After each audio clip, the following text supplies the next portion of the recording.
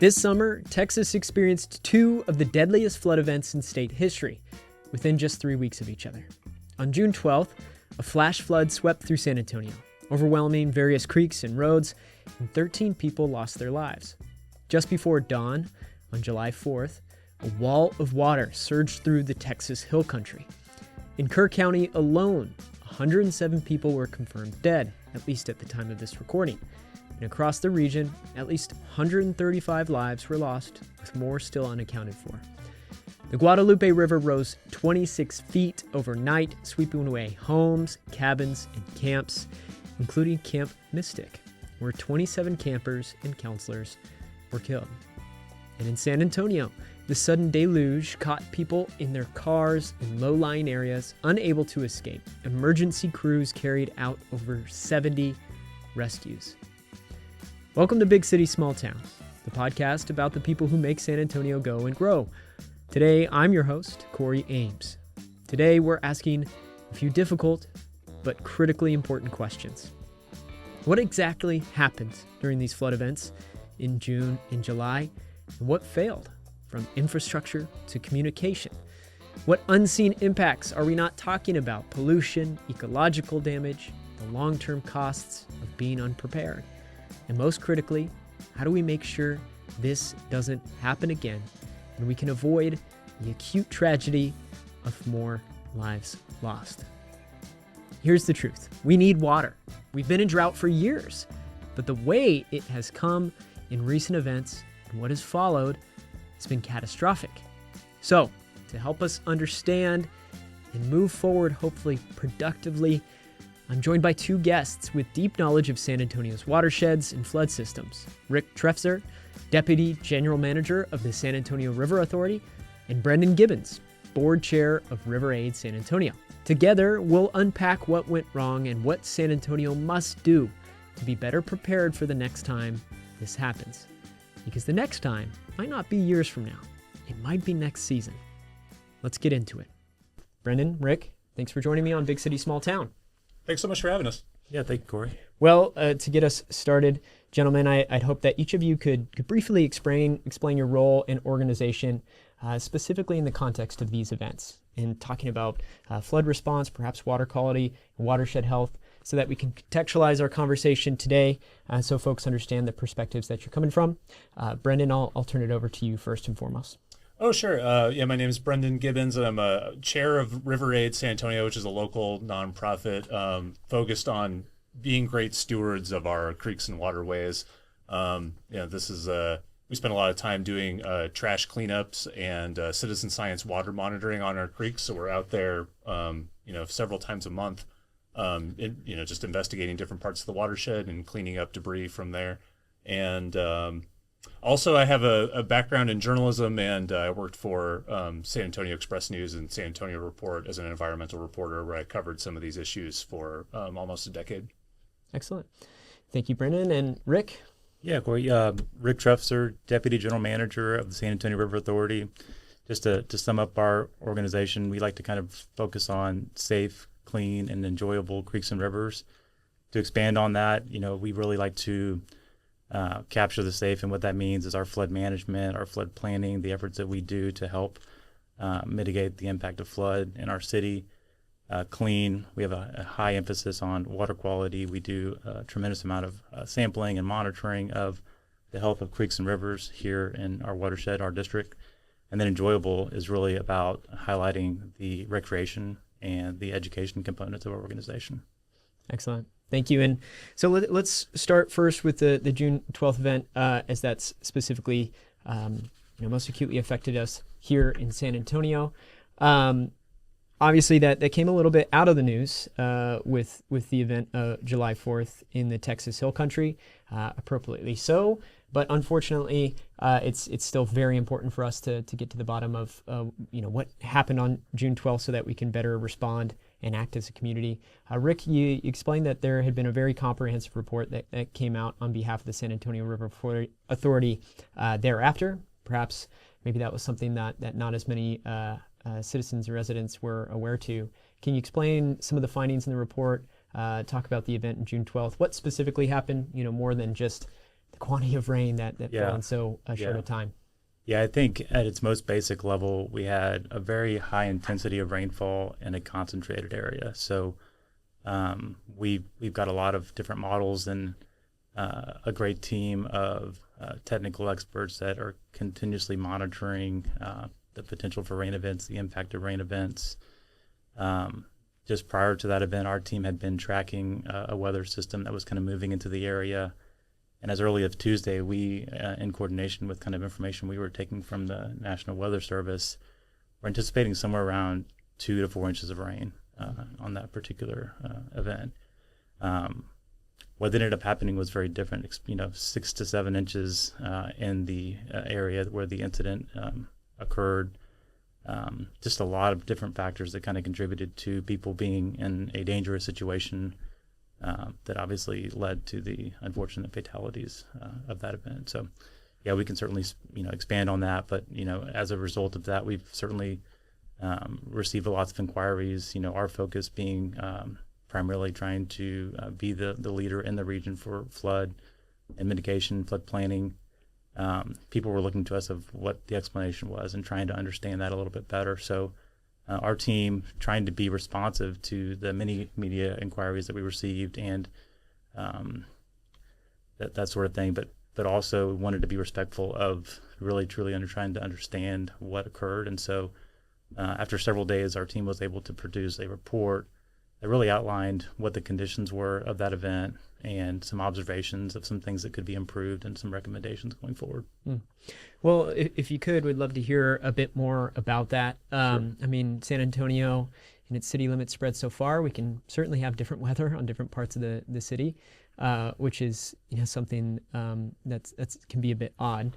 At the same time, though, why was that event so overwhelming in that specific area of the city?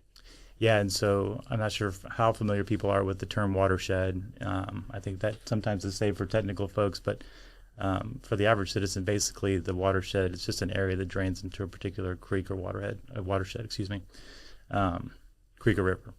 So as we're trying to capture the water that comes in through the watershed that flows into the creeks and rivers, there was a high volume of water upstream from the Vital Creek area. And so, as that water started to come in, the water level rose very quickly.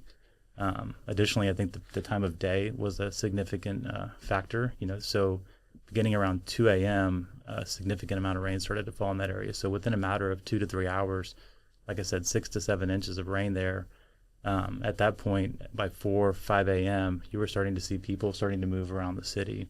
And so that area not being lit and not a low water crossing contributed to people kind of coming onto this intersection, westbound 410 Access Road, not knowing that there was 2 to 3 feet of water on the road. And so under normal conditions, that may obviously has the ability to pick up a car and move it.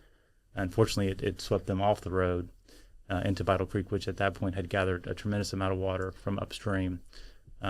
And those are some of the main factors that kind of contributed to how that incident played out. Well, and so, hearing that, I wonder, is it a matter of, warnings or emergency alerts that we're looking for here locally? I mean, there is a reality that people do need to get from work or sometimes back home, and they might not be, attentively following the National Weather Service alerts at that point in time. But, looking, I guess, upstream, so to speak, we hope to not get to alerts and hope that, our infrastructure can hopefully manage and mitigate the worst impacts of these types of events to the extent that it can. Is that a particular area where that's a concern at all? Like infrastructure needs to be updated, reviewed, looked at again? Yeah, absolutely. So alerts is something that has been discussed or talked about, and not only in the San Antonio event, but also the event in Kirk County. How can we give people more advance warning of the conditions that are presenting themselves? You often hear, people are desensitized by alerts. So I don't know that alerts is the only answer to some of this. Sometimes there are information or alerts that are pushed out, notifications, warning people of, what the conditions are, but sometimes people are not responding to those notifications. So certainly that's one piece of it. We've also looked at, are there some other things or deterrents that can be put in place in terms of infrastructure improvements, whether that's barricades, other low water crossing systems, whatever that might be from a public works standpoint. But certainly we're looking at everything and working closely with our regional partners to make sure that we're trying to make the best decisions to help prevent something like this from happening again. I do think that there's a bit of just a whiplash mindset difficulty in these flash floods in particular. There was a study by Hatim Sharif, who's a UTSA professor and hydrologist, who looked at flash flooding deaths throughout Central Texas. 58% of them over the past 60 years involved vehicles, which is very much the case in this Perrin Bidal tragedy. It's a bit different in Kirk County, where you had people sleeping in their homes or at summer camps, and the floodwaters rise and take them by surprise, and maybe they don't even see alerts on their phones. But for most likely, if you were going to be in a flash flood in Texas and at risk, it's going to be in your vehicle. And in this case, it was a highway off ramp coming off of 410, going into Perrin Bidal, and no barriers or signage. And would anyone have been prepared mentally for something like this happening to them? I mean, before that, we were in a serious drought. It hadn't rained for years, barely.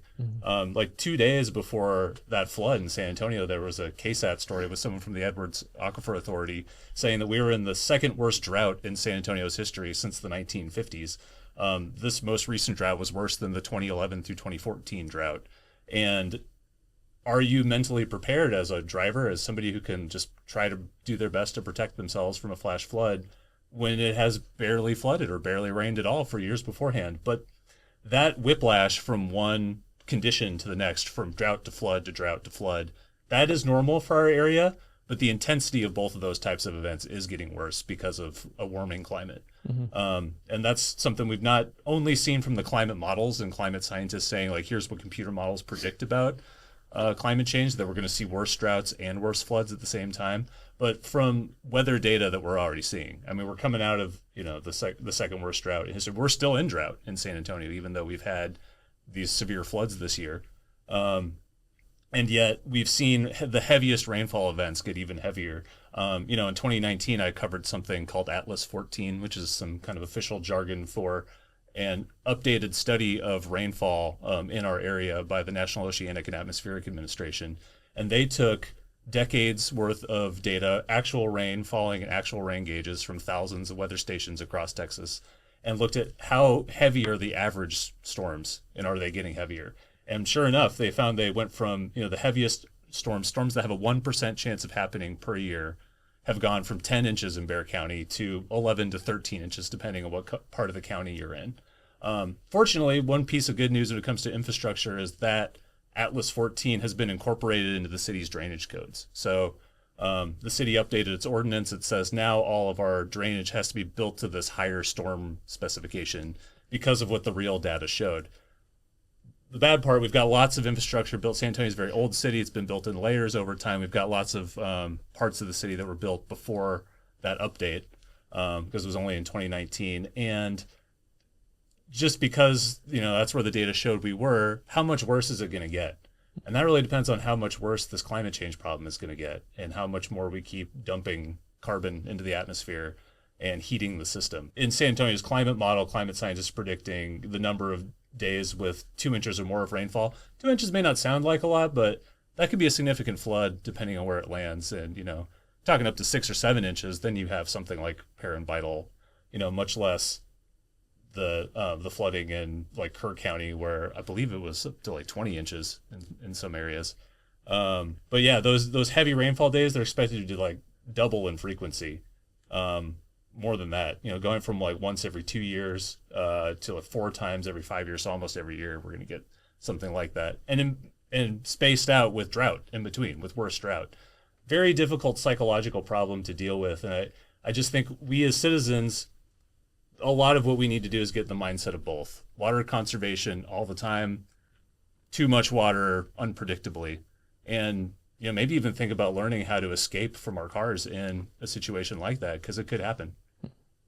Absolutely. Well, and I mean, we'll discuss the paradox of not enough water and too much water a little bit more moving forward. But Brendan, starting with you, thinking about, what are some other like unforeseen impacts or longer term, midterm, long term impacts that we see from flooding events like this? I mean, of course, we have the tragedy of what can occur in the event during the event itself, but obviously a lot of damage and waste and stuff moves throughout the city's watershed. River Aid San Antonio being an organization that focuses heavily on water quality and cleanups.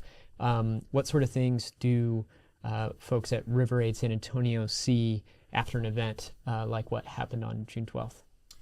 Floods are definitely good at spreading trash throughout the rivers and creeks, and in relation to loss of life, loss of property, that's not as big of an issue, but it's still, it's creating really unsightly trash everywhere, like all over our parks and public lands. And River Aid San Antonio, we go after that and we gather as much as we can, but really it's kind of an endless flood of that debris coming down.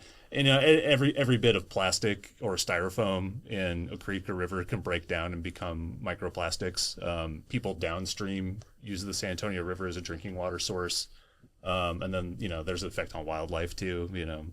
Everywhere they look for microplastics, they find it in the human body, in animals, in the bloodstream, in the brain. So, that's being dispersed by these floods.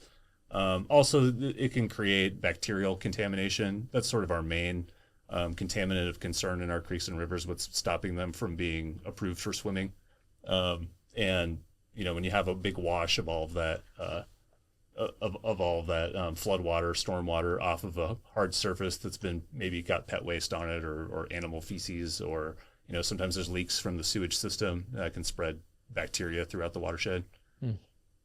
And Rick, from the San Antonio River Authority's perspective, is there anything else that perhaps Brendan didn't mention that might be other impacts from events like this that we aren't initially aware to? No, I think he touched on a lot of the things we focus on, as I mentioned, kind of just coming back to safe, clean, and enjoyable. You've got the safe, obviously we're trying to focus on the protection of people and property. But when the water does come at the volume that we're talking about for these two events, you do have other impacts, and that could be the water quality and the debris. So storm drains, streets, et cetera, all of those kind of funnel into creeks and rivers, which become a pretty tremendous nuisance, not only to the people that live in those areas, but also aquatic habitats, right? So these, the debris and the trash that comes in and has a negative impact on, the wildlife. And, our city has made significant investments in trying to improve the water quality of the San Antonio River with the work that we've done on the Mission Reach, the Museum Reach, and we take a lot of pride in making sure that those riparian and aquatic habitats are safe and have good conditions. But then kind of leaning into that last one, enjoyable, if you, I'm sure you guys are familiar with the trails that we support across the San Antonio River and the miles that our operation and maintenance team takes a lot of pride in making sure that those trails are safe and clean for people to enjoy on a daily basis. So in addition to the trash, you're also seeing a lot of other debris, whether that's thatch. In this most recent event, it didn't make a lot of news, but there was parts of the San Antonio River that rose between 18 and 20 feet south of 410. And so that's a significant amount of water. And in not all cases, but in this cases, I believe that we had somewhere upwards of 60 trees that were uprooted.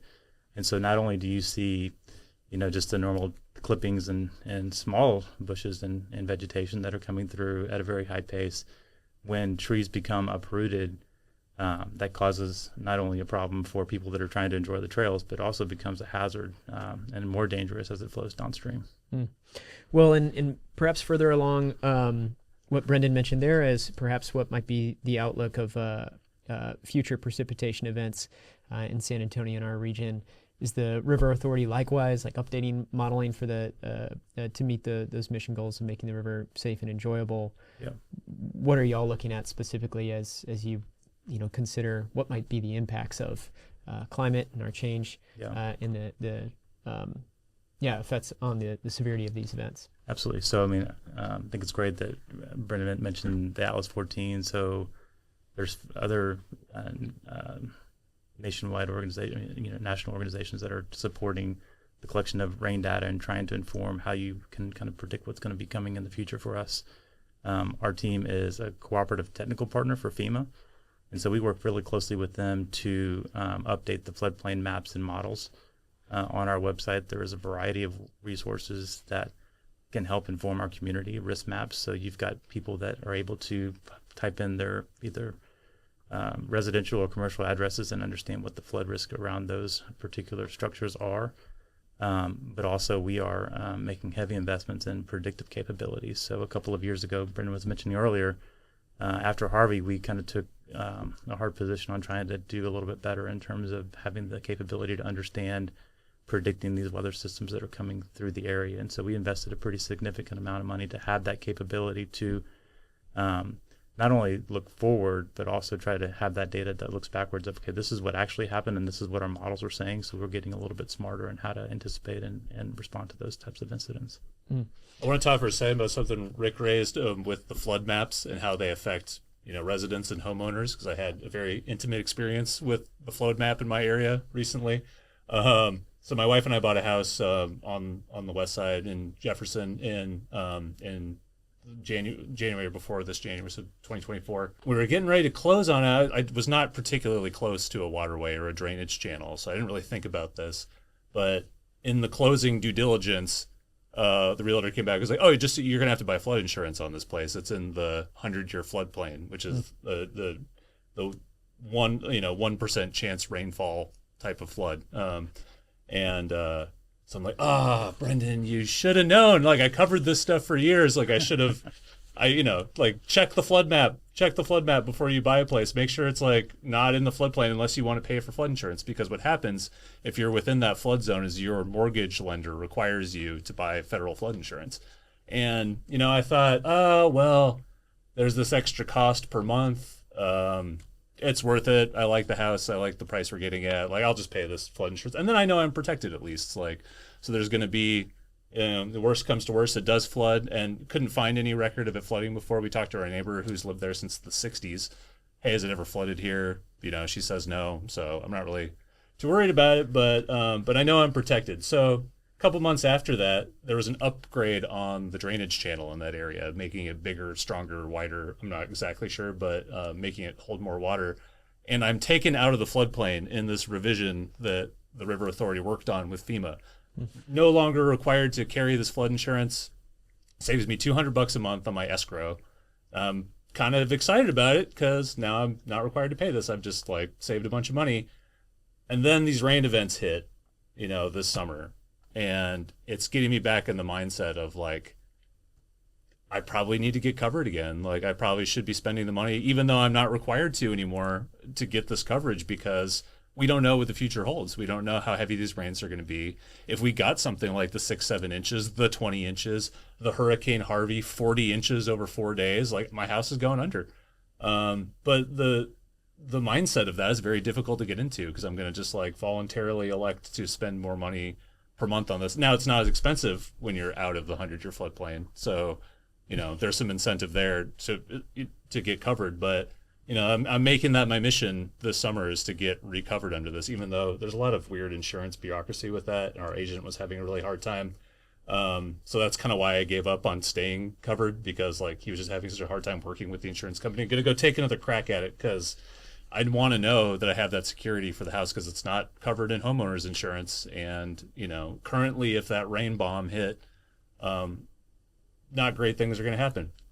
Yeah. Two observations. I think that's super interesting that you are familiar with the maps. You do know the work that we do. I'm certain, been on our website and seen these tools. Yep.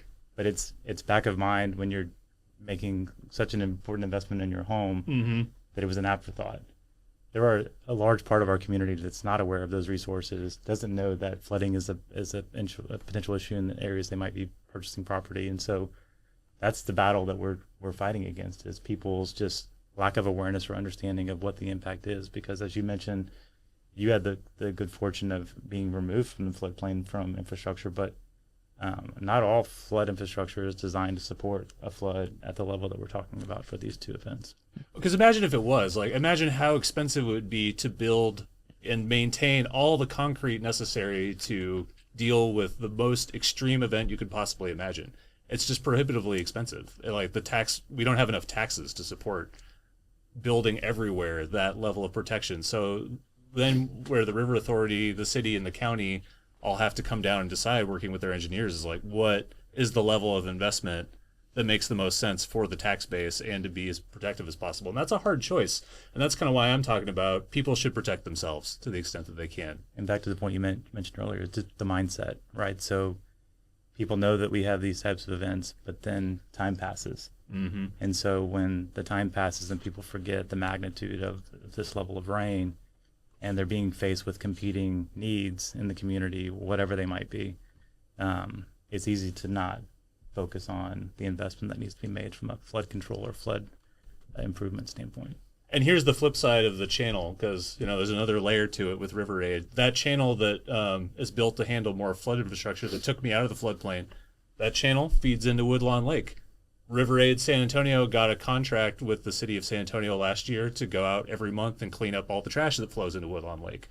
So, this channel is now capable of funneling more debris and pollutants into the lake that I'm going out there in a kayak to clean every month. And I'm just thinking of the irony of this as I'm paddling around picking up trash. I mean, Woodlawn Lake, I love it. It's beautiful. It's scenic, but it's not the kind of water you want to be covered in like I was at the end of the day, like all of us River Aid volunteers who went out there and did that were. So there is a bit of a trade-off, too, of like hardening with concrete and impervious surface. The structures needed to protect us from flooding also brings this trade-off of funneling more pollutants downstream. So that is why, too, getting flood insurance at your home, if at all possible, if you can afford it, I think is huge. Being flood prepared, but also thinking about downstream properties from you and how can you make your property as, flood resilient as possible, as much of a sponge as possible, able to soak up the rainfalls that we do get. I just put in a patio area recently. Could have paved it, but I decided to do decomposed granite because it was way cheaper.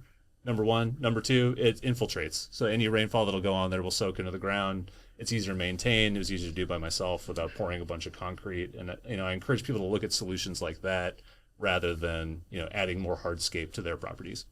Well, and that I think is an interesting pivot for the conversation because going back to the paradox of not enough water for much of the time and then too much water in a span of hours, call it a day if that's generous, or as these last rains have been, a span of a few weeks, we are really starting to have rainy seasons and dry seasons very, very severely. But I can't help but after we look at the critical means of protecting life and property, how can we then start to see that quantity of water really as an opportunity? And that bridges me to ask you, Rick, about perhaps areas that we could survey around San Antonio or that the River Authority is looking at in events like this that manage the water particularly well. Because we've had a lot of restoration projects done over the last years. I believe we've also slated a West Side Creek restoration project to come here over the next decade. And so how do those areas, for one, or others I might not be thinking of, perform in contrast to the areas that certainly see a much greater level of damage and impact and danger? Yeah. Obviously, I think it's well documented that the amount of impervious cover has an impact on how drainage happens and the impact that it has when it gets into storm systems, et cetera. We've spent a lot of time over the past, let's call it decade, trying to look into things like nature-based solutions and green infrastructure and those things similar to some of the solutions Brent's talking about at his own personal home, but on a much larger scale. You think about the Mission Reach and what will be coming with the West Side Creek's restoration process to kind of remove concrete channelization and bring the land back to its more natural state, which I think has proven to help address some of the volume and the velocity of the water. I'll highlight an example from the Vital Creek event. In the report, one observation that's made is that the channelized system performed as it was intended to, but things are moving very quickly through there because those channelized systems are designed to get the water out as quickly as possible. But on the other side of Paramvidal, there was a Bexar County capital improvements project that was a flood improvement project that was, bringing the land back to its more natural state, and that's where the water started to infiltrate and actually slowed down. So, as tragic as it is, that's where most of the vehicles had stopped, and were because of this improvement that was invested in many years ago to bring the land back to its natural state, slow the water down, let it infiltrate. And so I think that has been something we're promoting, and we've talked to different municipalities and other things of how we can bring that back into or incentivize that for when people are trying to develop, because we all know the development's not going to stop. And so the decisions that we make related to nature-based solutions or how we design these drainage systems will have an impact in the future. I encourage everyone to go look up San Antonio River Authority Low Impact Development Manual, especially if you are in the landscape design business or you own commercial property. But even to get some ideas for your own home, if you want to start implementing things like that you can't. They created a really excellent design manual with lots of different types of this green infrastructure, they call it. I kind of call them rain gardens as shorthand because it's a really poetic thing, but a rain garden is just one type of them. There's all different kinds of swale ditches that have natural plants in them or like little filter areas. And they look very attractive, and they involve a lot of native plants. They're good for pollinators a lot of the time. They're good wildlife habitat, and they're good for reducing the amount of just heat baking off of pavement and asphalt and concrete. There are some good resources out there for people who choose to put that on their land, and it would be great to see more of those, being encouraged or incentivized in the city codes. Because there's some areas where they are, I believe, and correct me if I'm wrong, in the Mission Reach, there's an area near the Pearl where it's a requirement, right? Yeah, there are overlays and different requirements that we've done through the Unified Development Code, in coordination with the city of San Antonio. We've engaged and had very productive conversations with the development community, trying to understand how do we, find that balance, right, between, progress and trying to make sure that we minimize the impact of infrastructure. So, and really just trying to look at it through the lens of multi-benefit, right? So, some of these things and these solutions could be multi-benefit, right? So Mission Reach is a flood control project. But I think if you ask the average citizen, is that a flood control project or is that a recreation project? I think the majority of folks would say it's a recreation project because they're just so accustomed to riding and walking up and down the trails. But in the event of a large storm, it's acting 100% like a flood control. It's getting the water out of San Antonio and protecting the properties in the area. So like people who may not have been in San Antonio that long, the Mission Reach kind of used to look something like the West Side Creeks, right? Where it was just a channel shaped like a trapezoid, and then there's concrete in the bottom of it for the most part. And, you turn that into a beautiful natural wildlife habitat, park space, and you didn't sacrifice any of the flood control properties, right? Yeah. We've done studies that have shown the improvement in water quality. We've obviously seen a tremendous amount of avian species come back to the area. The vegetation is native to the area, and so it thrives in the conditions that we have here in the region. And so it really is it's hitting multiple benefits, and I think it's just a true testament that you can find the balance of those different competing needs. One more side benefit of that is that during those slow soaking rain times or during drier times when we're not getting those massive floods, it is treating the water passively, and it's improving water quality. And if we're ever going to get to the point where we could swim in some of our creeks and rivers again and have that as a cooling off point to deal with ever hotter summers, that's the kind of solutions we're going to need spread out all over the city. Well, what do we then find as perhaps the resistance to this? Is it just time and investment? Because we're talking about, in one context, that costs will accumulate one way or another. Your anecdotal example of flood insurance is one. So the costs, particularly on insuring properties, both residential or commercial, whatever it might be, But then, of course, the extreme acute costs, be that the loss of San Antonians in events like this, but then all the damage and cleanups and everything to follow. And so I see costs whether we don't choose to adapt to various more nature-based solutions. And in my opinion, I see investments when we look at developing infrastructure like that we're talking about. Perhaps as well, Confluence Park is a really good example. I think it has the permeable parking lot. There's a lot of ways to where we can get creative, but it also has a connection to that Mission Reach project. Where do we see the resistance, like from kind of an ecosystem or systemic perspective? Like, are we just not moving fast enough on these types of things, or is it hard to get much wider scale support for those, even if we do have a lot of data to back it up? Like, are we just not moving?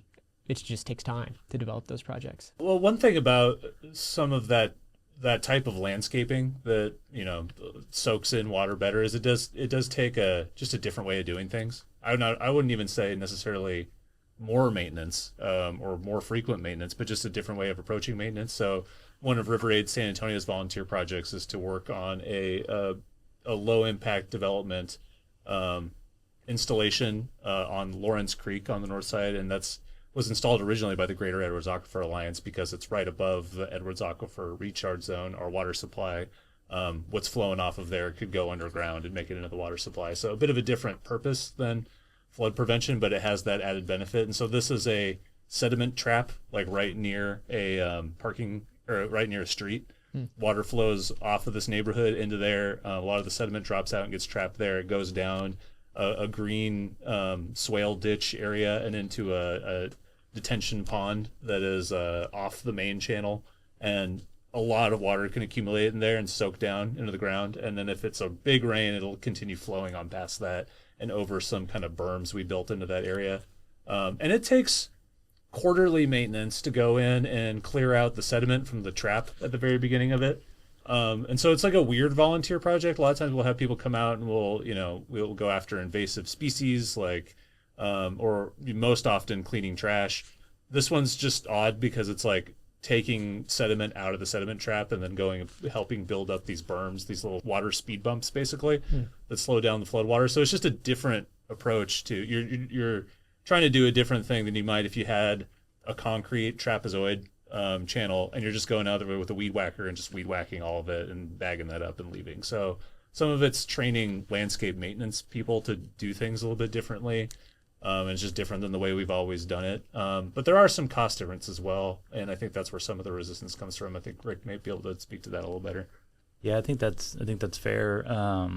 You referenced earlier the low impact development manual. We've got a team of folks that have spent a lot of time researching and understanding some of the best practices, and we're often hit with the response that that operations and maintenance of these solutions may be more time consuming and they may be more expensive. And so, we've tried to find the balance and get input from the communities on, what is the compromise? What is, because it may be, it is, I think it's safe to say that it's different than what people are traditionally used to, right? Planting San Augustine grass and mowing that and putting these other solutions in place that could look very aesthetically pleasing is just not what people are, defaulting to. I think so. Changing the mindset and really understanding the benefits associated with those practices is something that we're kind of working on. But kind of expanding on that, I think, to your question earlier, is it is less expensive to plan and prepare than it is to respond to these events. And so it's easy to say that today, but in 6 months when something else in the news cycle has, risen, I think that becomes a little bit more difficult for policymakers to really continue to lean in and adopt some of these recommendations because it's very costly, right? And that is competing with a lot of other very needy causes and things throughout the community. So, but I think there's two different ways to look at this. There's locally and the things that we're doing, and working with Bexar County and the city of San Antonio, where we're looking closely at kind of some things that we can do from investments in alert systems or improved infrastructure, et cetera, that I think we'll be working on over the next months to come up with some recommendations that will inform some things that we put in our next annual budget. But also, I would point out that at the state level, there's also regional flood planning. So back in 2019, the legislature put together a process to do state and regional flood planning. And so the San Antonio River Authority serves as the sponsor for that for this region 12. So there's lots of information on that. So they've got a group of experts and other stakeholders that are contributing to identifying what are these projects, what are the risks associated with these projects, and trying to generate an order of magnitude cost for these projects. So not only can we look at those locally as solutions to some of the needs that we have, that at a state level, as we start to as we're wrapping up the legislature session and we're heading into a special session because of some of the things that the governor still wants to achieve, putting that out there in front and say we've done a lot of work studying some of these issues, and here are the recommendations that might address some, obviously not all, because the cost is so high. Well, is there anything that the River Authority is specifically watching with the convening of this special session? Yeah, I think some of the things that we've kind of been focusing on is the flood warning systems. I'm not sure, I don't believe we've spoken about it, but we've got bearflood.org. It's a system that we've run in conjunction with Bexar County and the city of San Antonio that gives people a website that they can go and see all the low water crossings throughout the area, and they can determine whether that low water crossing is passable or if it's closed. So as things get shut off by public works departments, those lights turn red, and so it kind of can warn drivers of an upcoming issue, or they might need to take an alternative route. We've also spent some time, and our team has done great work trying to integrate it with things like Waze, because we understand if we're already using these apps and we're doing these things that might push that information to the forefront that helps them make better decisions as they're navigating the city, because we also know it's difficult. If you're in transit, like you said, most of these things are happening in a vehicle, and we're not expecting somebody to be in their car on that barefoot. So we're trying to find ways to push that information versus having people pull it, if that makes sense. I also wonder if we could do a better job of educating people of just like we all learned how to escape a burning building in a fire drill as children and learned about stop, drop, and roll. Can we do better learning how to evade and escape a flood if you're in your vehicle? I mean, and the number one, turn around, don't drown. Everyone hears that message all the time. People still don't obey it for crazy reasons. It only takes 2 feet of moving water to move a truck. So never drive through it. I mean, there's just no reason to. No matter, even if you think it's shallow, even if you think you've seen it before, you don't know how deep that water is. So driving even through big puddles is not the best idea. So avoiding that. But there are cases, I think in the Parent Vital case, you had people kind of backed up on a ramp. So, in that case, I really think people have to be prepared to roll down their window, leave it open, and even be willing to exit the vehicle if it looks like the water's rising and it's coming up to their area, abandon the car and get to high ground. I know that might sound extreme, and I guess in the craziest scenario, it's like you're abandoning your car when you might not actually have to. But better that than your life, right? And I did listen to some of the 911 calls that some of the local media obtained from that day, and I don't want to claim they only played some of them. I think that was a good choice. Those of the people who survived. I didn't hear a case where a 911 dispatcher gave somebody instructions on what to do to escape. They mostly said, wait, rescue's coming. We've got units out there. And so I do wonder, and again, I'm not an emergency management expert, and I don't know if they ever, there are any cases where they did encourage them to escape their vehicle. But I do wonder if that could be something that the 911 dispatchers do, if it seems appropriate. Just like they would tell you to leave a burning building, leave a car that's about to get trapped in a flood. So I think there's more we can do in terms of communicating that threat, because, again, that Hatim Sharif study, almost 60% of flood deaths involve a vehicle. So, that's a huge danger point in our area. Well, it's difficult because we have these two sides. There's very much so the importance of the immediate safety, like what to do in an emergency. And I'll speak anecdotally as someone who's kind of weather obsessed. It's even unpredictable from my vantage of seeing forecasted rain or otherwise, and kind of getting caught by surprise from a safe vantage, at home or otherwise, but caught by surprise by both an event happening, for one, even rain at all, but the severity, at least this last season, I was quite surprised because that's something that I watched rather closely. And so, it seems quite difficult to really, fully anticipate the severity of them and when they're going to happen. So it's very important to know what to do. And that's, for example, I grew up in Washington State. We didn't have a fire season. And then now my family's still there. That's something that's ever present. And, the level of safety that you need to have around that type of season, what to do, how to evacuate, all that kind of stuff. The context has changed. And so maybe it's worth updating what is just kind of common educational, safety-based information for people to be aware of. But still, then got to look at the long-term perspective of, how do we reduce danger in the first place? And so what would y'all recommend from, just an average San Antonian's perspective, like if they can feel a little bit of sense of helplessness? Obviously, we talked about, home infrastructure upgrades for one, but looking at, what they should call on the city to do or not do, as they're, either in contact with their own representatives, city council members, or what have you. We got a bond cycle coming up. What sort of things might be important to pay attention to from that? What do you recommend people look out for, advocate for, what have you? I recommend if it's raining, before any trip they take, go to bearflood.org to look at the closed water crossings. I'm really glad Rick brought that up. There. That's nice.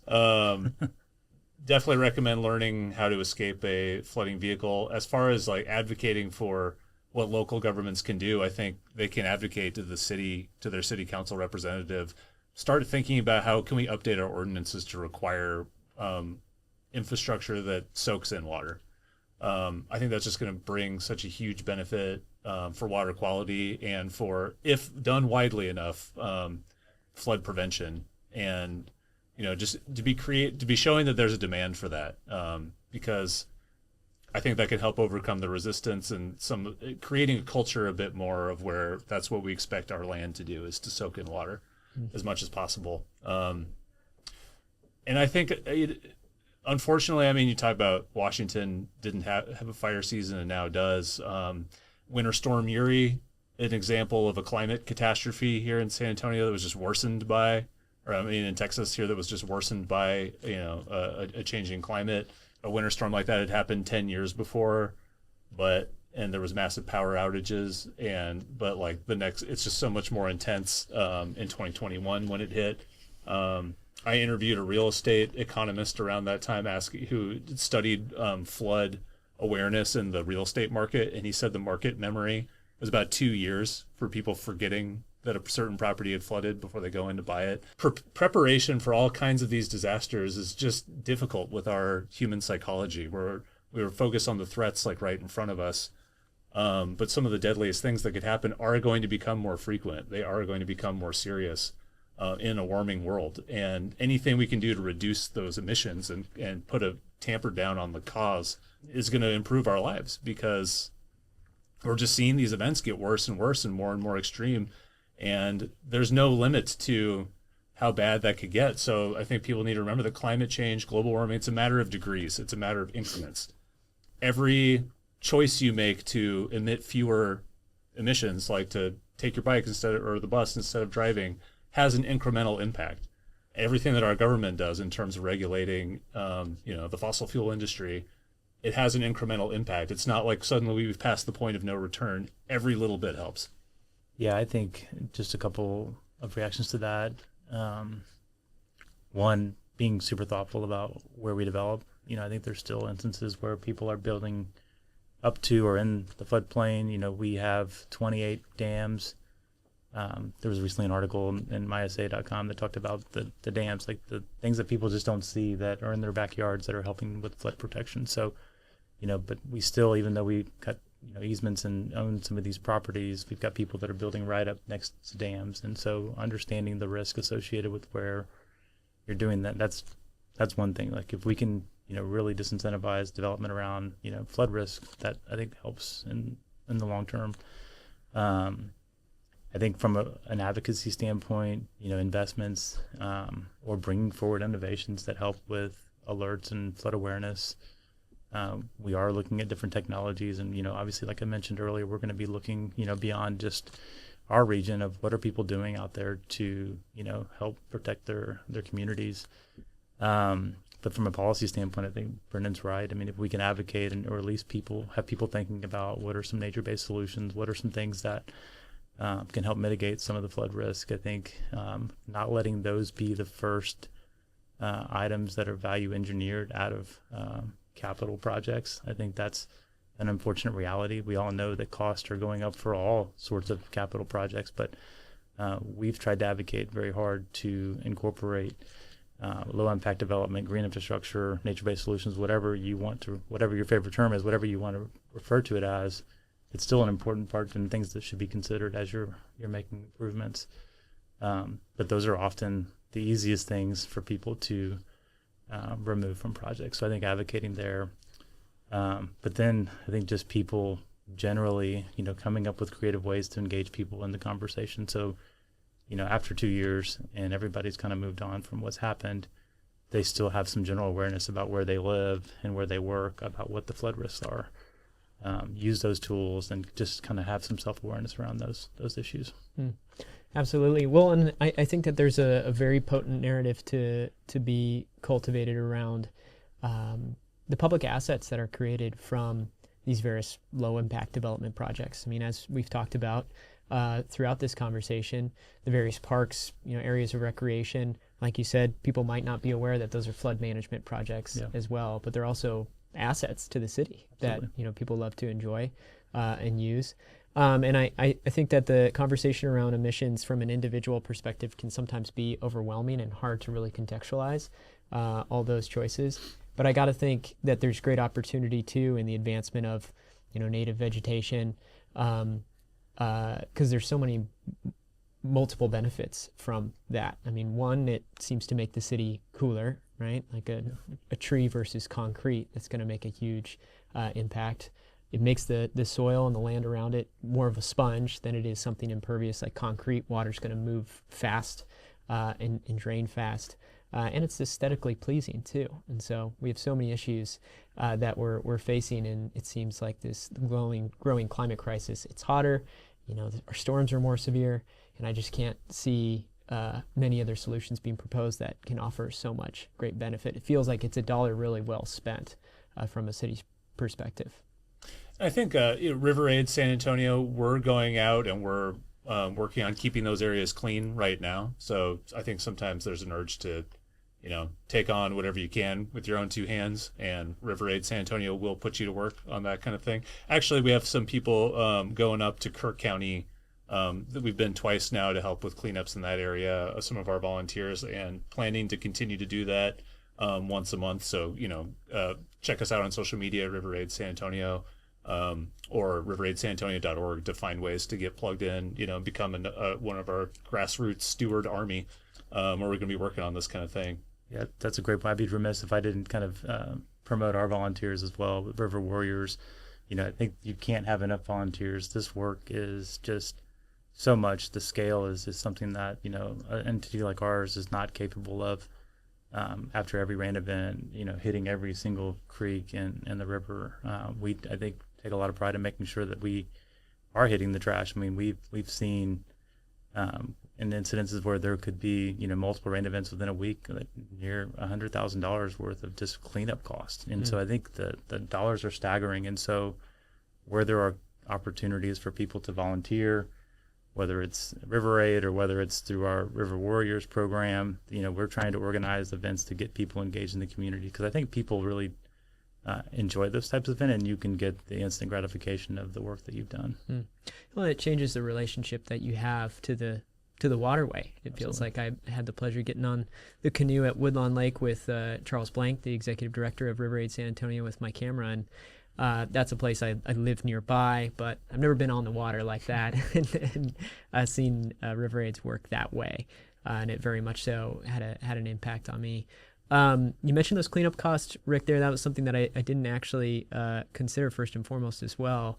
Are there, upstream solutions that are being offered from a pollution standpoint? I mean, to prevent more of that waste being run into the waterways on an average rain event or a more severe one? Yeah, I think both the San Antonio River Authority, Bexar County, the city of San Antonio have for years been trying to find the answer to that. We've invested in pilot projects for trash booms and barriers or nets or whatever the functionality might be. We've tried a variety of things and haven't found one yet that really is successful in our environment, right? And so I think that's exactly the reason we're here today, is that the velocity and the volume of water is so strong when you have these heavy rain events. Some of the systems, and we've had, very structurally sound engineered systems that have failed because of the amount of thatch and debris and things that come through these waterways. And so, we're still trying to figure out how, because obviously if there's a way to stop some of this stuff before it gets to the creek or the lakes or whatever it might be, that would be ideal, but we haven't found quite yet the system that's going to answer that call. River Aid San Antonio has a great project with a group called the Osprey Project. It's actually a small business, and funding from Bexar County. We've installed these 2 litter booms on Salado Creek on different parks in the east side.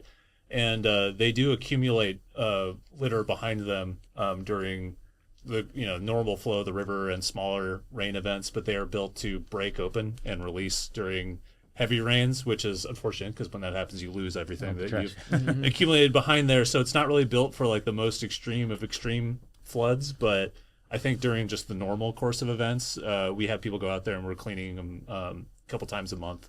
And it works to consolidate a lot of the trash in one area, and we'd like to see those deployed in more places where it makes sense. Yeah, I don't mean to imply that those are not worthwhile, but I think it's just we're trying to find the system that is kind of addressing the different conditions that you see, and like under normal circumstances, that absolutely those systems work well. But if you don't go in there and clean them out and make sure that you capture it before something else comes in and breaks them free, that becomes a challenge. Then you've lost your load of waste. So yeah, we do have to go out there regularly, and we have funding to maintain that, but it's a search for funding to be able to afford to do that. And any time those would be installed anywhere, they'd have to have regular maintenance. It's just kind of like what we were talking about with maintaining the sponge infrastructure, the low impact development green infrastructure. It's a different way of doing things. It's a different approach, but I some of these things could be job creation too. You think about the work needed to maintain these systems. There's a lot of great, like manual labor type work for people in there. And so I think that funding could be well invested in a city where we do need more jobs. Absolutely. Well, Brendan, Rick, thank you so much for taking the time. Any final notes here? We covered a lot of ground. Anything you feel like we left out before we wrap up? I don't think so. I think it was a great conversation. Yeah, I would just encourage people to utilize the tools. Obviously they can reach out to us through our contact us on our sariverauthority.org. If they need help understanding those tools or just have basic questions that can improve their understanding and awareness of some of the risks in our community, I think that'd be a great opportunity. So thank you. Excellent. Well, we'll have all things mentioned here linked up in our show post at bigcitysmalltown.com. Brendan, Rick, thanks again. Appreciate it. Thank you. Thanks for listening to or watching this episode of Big City Small Town. If you enjoyed it, please send it to a friend, share it with a colleague, helping us to keep telling San Antonio's most meaningful stories. And if you haven't yet, sign up for the San Antonio Something, my weekly newsletter where I share things to do, places to explore, and people to get to know in this city. Just head to coryames.com to subscribe. Also, be sure to check out Monday Musings, Bob Rivard's weekly newsletter, at bigcitysmalltown.com. Big City Small Town is brought to you by Weston Urban, building the city our children want to call home, and by Geekdom, where startups are born and smart ideas become businesses. Thanks again. We'll see you next time.